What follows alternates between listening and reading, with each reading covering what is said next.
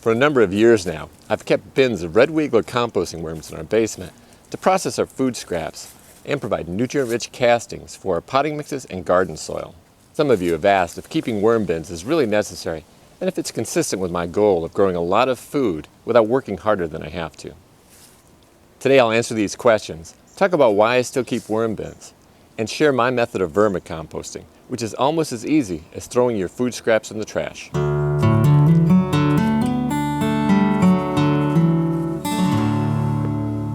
I'll answer the simplest question first.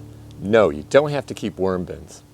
And if you want your garden soil to benefit from additional worm castings, all you have to do is mulch with organic matter, like leaves, grass clippings, used coffee grounds, and eggshells. The food and protection provided by mulch will increase your native earthworm population along with their nutrient-rich castings. And beyond the value of castings alone, the worms will tunnel through the soil, reducing compaction and creating pathways for water, air, and roots. Okay, if keeping worm bins isn't necessary, then why do I do it? There are 5 basic reasons.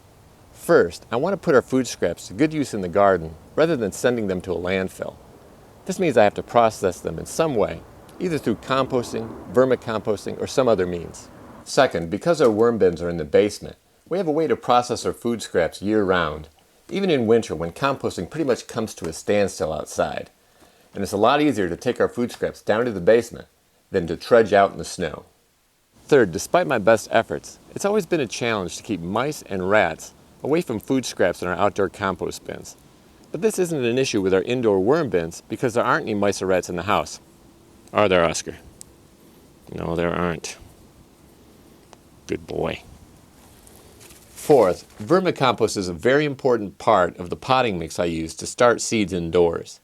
They not only boost plant growth, but also cost nothing after the initial bin setup and red wiggler purchase, because we only feed the worms food scraps, shredded paper, and cardboard. The 5th reason I continue to process our food scraps in worm bins is that I've simplified the process to the point where it's almost as simple as taking out the trash or the recycling anyway. I'll focus on this process for the rest of the video so you can see how simple it can be. Instead of throwing our plant-based food scraps in the trash, I do something that's almost as simple. I put them in a plastic bag that I keep in the freezer. This allows me to store up the food scraps rather than making a lot of trips down to the basement. And keeping the material in the freezer keeps away pests like fungus gnats. I even include some scraps that many people say shouldn't be put in a worm bin. Things like citrus peels and pieces of peppers and onions. But they're such a small percentage of the total food mass that I don't think it will affect the worms. And I don't puree the food scraps, so worms should be able to avoid these materials until they break down. I also collect eggshells, but process them differently. I store them up in a bowl until I have some boiling hot water in the kitchen that I can pour on them to disinfect them and kill bacteria like salmonella. What I do is I wait until I have some hot water, like when I'm making pasta, and I pour the wastewater onto the eggshells to disinfect them. After they cool off and dry, I place them in a plastic bag and crush them by hand. When the bags are full, I do something that's just as easy as taking the trash out to the alley. I take the scraps to the basement, place them in a worm bin, and cover them with shredded paper and cardboard. For the shredded paper I use black and white newsprint and brown paper grocery bags. For cardboard I use egg cartons and brown corrugated cardboard. So adding food scraps and shredded paper and cardboard to a worm bin isn't much different than taking out the trash in terms of effort.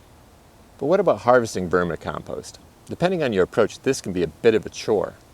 But I do 3 things to keep it very simple. First, I use flow-through worm bins, which make harvesting castings much easier. Second, I harvest infrequently.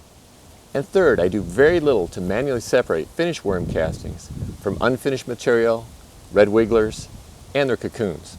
Instead, I use it all, both in our potting mixes and in our garden soil. Let's take a closer look at these 3 strategies.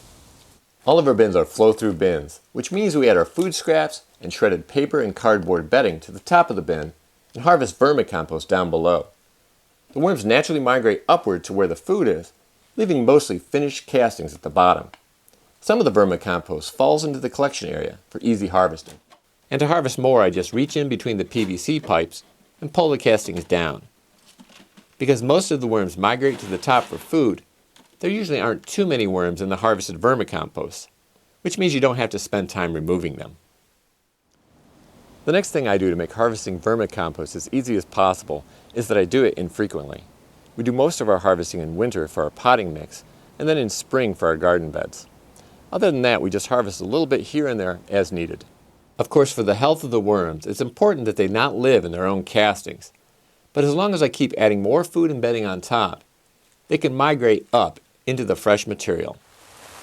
The last thing I do to save time when harvesting vermicompost is to do very little to separate out finished worm castings from unfinished material, worms, and their cocoons.